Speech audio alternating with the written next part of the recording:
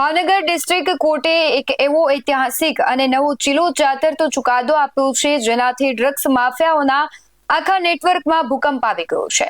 વર્ષ 2024માં ભાવનગરના વેળાવદર ભાલ પોલીસ મથકમાં કરોડો રૂપિયાના એમડી ડ્રગ્સ સાથે 7 શખ્સો ઝડપાયા હતા. તે ચકચારી કેસમાં ન્યાયનો સૌથી મોટો હથોડો ચાલ્યો છે. કોર્ટે નશાના સોદાગર પર જરાય દયા રાખ્યા વગર 4 આરોપીને 1-2 નહીં પણ પૂરા 20 વર્ષની આકરી સજા ફટકારી છે.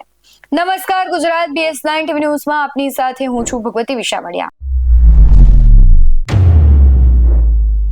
ભાવનગરમાં વર્ષ 2024માં પકડાયેલું કરોડો રૂપિયાનું એમડી ડ્રગ્સ નેટવર્ક આજે કાયદાના સકંજામાં સંપૂર્ણપણે આવી ગયું છે.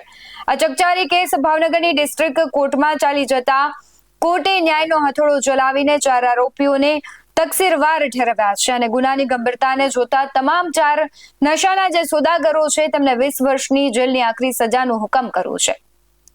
આ કેસની વિગત એવી છે કે વર્ષ 2024માં વેળાવદર ભાલ પોલીસે એમડી ડ્રગ્સ સાથે કુલ 7 શખ્સોની ધરપકડ કરી હતી. કોર્ટમાં સુનાવણી દરમિયાન સરકારી વકીલે રજૂ કરેલા મજબૂત પુરાવા અને ધારદાર દલીલો સામે આરોપીઓનો બચાવ પક્ષે ટકી શક્યો નહીં. જોકે આ જ કેસમાં પકડાયેલા મુંબઈના 3 શખ્સોને કોર્ટ દ્વારા નિર્દોષ જાહેર કરીને મુક્ત પણ કરવામાં આવ્યા છે. કોર્ટ દ્વારા જ્યારે આ 4 આરોપીને 20 વર્ષની સજા ફટકારવામાં આવી ત્યારે કોર્ટ પરિસરમાં મોટી સંખ્યામાં આરોપીઓના પરિવારજનો ઉમટી પડ્યા હતા અને વાતાવરણ ગમગીન બની ગયું હતું. ચુકાદા બાદ તરત જ કોઈ અનિચ્છનીય ઘટના ન બને તે માટે તંત્ર દ્વારા ચુસ્ત પોલીસ બંદોબસ્ત ગોઠવી દેવાયો અને તમામ દોષિતોને કડક સુરક્ષા વચ્ચે કોર્ટથી સીધા ભાવનગર જિલ્લા જેલ હવાલે કરવામાં આવ્યા. ડ્રગ્સના રવાડે ચડતા ગુનેગારો માટે આ ચુકાદો એક મોટો સબક સાબિત થયો છે. આવેલા દ્રશ્યો પર નજર કરીએ.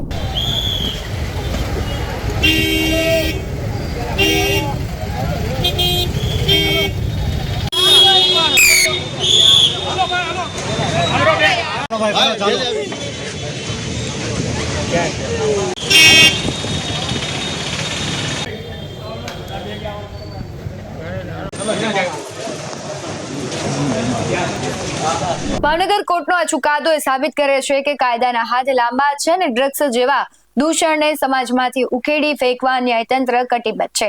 સાથે જ અત્યારે ગૃહમંત્રી પણ ક્યાંક આ ડ્રગ્સ માફિયાઓ છે તેના પર કડક કાર્યવાહી કરી રહ્યા છે. ઉડતા પંજાબ જેવી ગુજરાતની પરિસ્થિતિ ન થાય તે માટે સુરક્ષા, પોલીસ, તમામ જે પાસાઓ છે અત્યારે કડક રીતે કામ કરી રહ્યા છે અને આ એક ચુકાદો છે તે મહત્વપૂર્ણ છે, કારણ કે જે ડ્રગ્સ માફિયાઓ છે તેને હવે એક પ્રકારનો ડર ઉભો થશે કે જો અમે પણ આ અમારું જે આખું કહેવાય છે કે ષડયંત્ર છે તે ચાલુ રાખીશું, ગુજરાતમાં ડ્રગ્સ ઘુસાડીશું, યુવાનોને બરબાદ કરીશું, તો અમારો પણ આ જ વારો આવવાનો છે.